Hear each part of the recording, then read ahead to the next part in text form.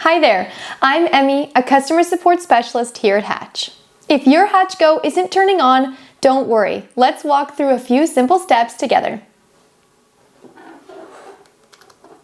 Once it's connected, you should see a pulsing amber light at the top of the device. That means it's charging. Let it charge until the light turns green, which means it's fully charged.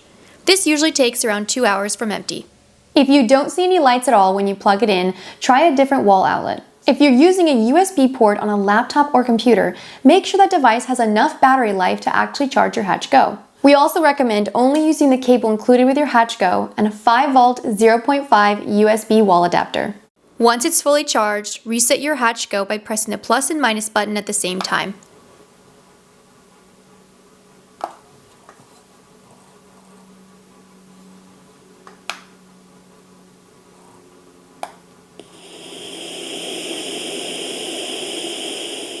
If you've worked through all these steps and your Hatch Go still isn't turning on, our team is always here to help.